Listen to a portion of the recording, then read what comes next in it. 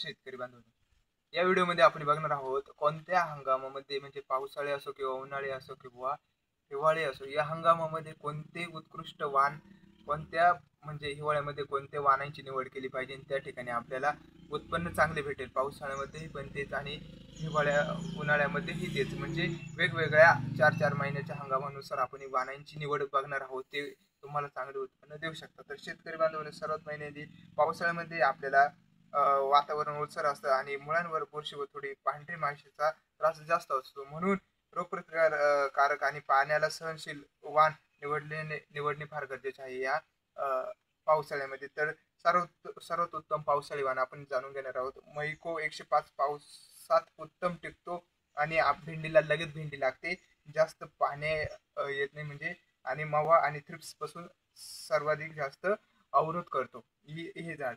बाजारातही जास्त मागणी आहे या भेंडीला। त्याचबरोबरीने US ॲग्रेसीड 713 फळ एक समान टिकाऊ आणि रोग प्रतिकाराला बळी पडत नाही लवकर आणि उत्पन्नाच्या दृष्टीने पण चांगलं आहे हे। आणि तिसरे आहे फाल्कन, हे जास्त पाऊस झेलतो आणि पिवळा रोगाला बळी पडत नाही। जास्त करून पिवळा रोग त्याला रोग असं आपण म्हणतो पडतो ना, त्याच्यावरती तेलकट पानं करते भेंडीचे, त्या ठिकाणी फाल्कन हा आपल्याला चांगला उपाय ठरू शकतो या कंपनीच्या बियाणे। हे पण हायब्रिड आहे। त्याचबरोबरीने पुसा हे 4 सेंद्रिय शेतकऱ्यांसाठी योग्य पावसाळ्याची चांगली वाढ व चांगले नियोजनासाठी ही भेंडीचे बियाणे पण चांगले आहे। हे पावसाळ्यात हायब्रिड सर्व हायब्रिड वाण आहे। यांचा पहिला तोडा 45 ते 42 दिवसामध्ये होतो शेतकऱ्यांना।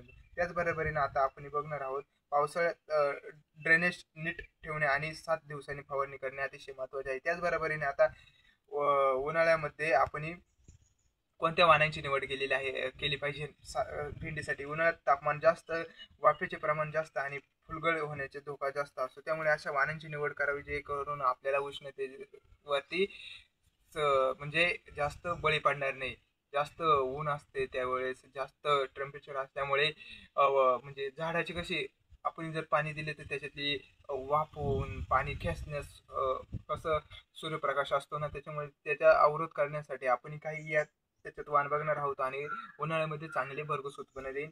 सर्वात पहिल्यांदा मैको 55 उष्णतेचा जबरदस्त सहनशीलता आणि झाडघट्ट आणि आपल्याला लगत फळे या ठिकाणी या भेंडीच्या या मैकोच्या 55 या कंपनीच्या व्हरायटीला येतात। त्याचबरोबरीने न्यूझी हुडू 63 उन्हाळ्यातील सर्वात लोकप्रिय वाण आणि उत्पन्नातही जास्त भरघोस आणि जास्त उत्पन्न देते। फुलोरा उष्णतेचे कमी फुलगळ आणि दररोज तोडणी करता येईल असे मानले जाणारे ही कंपनी। त्याचबरोबरीने शाईन 47 हे बाजारात नवीन पण प्रचंड मागणी आहे आणि चवीला पण उत्कृष्ट ही भेंडी मानली जाते। तर आपल्याला हे प्रति एकरामध्ये 12 ते 22 ते 25 टन उत्पन्न देऊ शकतात उन्हाळ्यामध्ये। हे वाण सर्व वाण हायब्रिड आहे आणि यांचा पहिला तोडा जवळजवळ 40 ते 45 दिवसामध्ये होतो। त्याचबरोबरीने आता हिवाळ्यामध्ये थंडीमध्ये वाढ मंदावते आणि जास्त असे रोग प्रतिकाराला आणि हिवाळ्यात जास्त वाढ होणारे झाडांची आपण ही नावे बघूया, कोणत्या कंपनीचे उत्कृष्ट बियाणे आपल्याला त्या ठिकाणी उत्पन्न चांगले देईल। त्याचबरोबरीने आता सर्वोत्तम हिवाळी वाण म्हणजे मैको 10, थंड हवेत चांगली फुलधारणा, लवकर उत्पन्न देण्याचं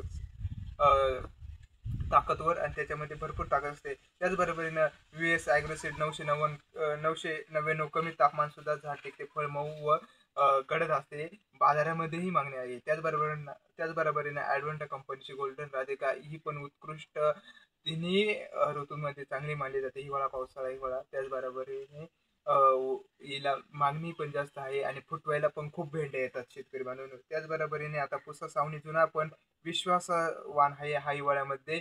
अनेक लोक या कंपनीची हिवाळ्यामध्ये लागवड करतात म्हणजे पुसा सावनी। त्याचबरोबर सोनालिका आहे नव्या शेतकऱ्यांसाठी योग्य आणि थंडीत वाढ कायम राहते। प्रति एकरामध्ये आपल्याला 10 टन ते 18 ते 22 टन पर्यंत आपल्याला उत्पन्न मिळते। तर शेतकरी बांधवांनो, तुम्ही असे पद्धतीने हंगामामध्ये तुम्ही वेगवेगळ्या बियाण्यांची लागवड करून उत्कृष्ट उत्पन्न घेऊ शकतात।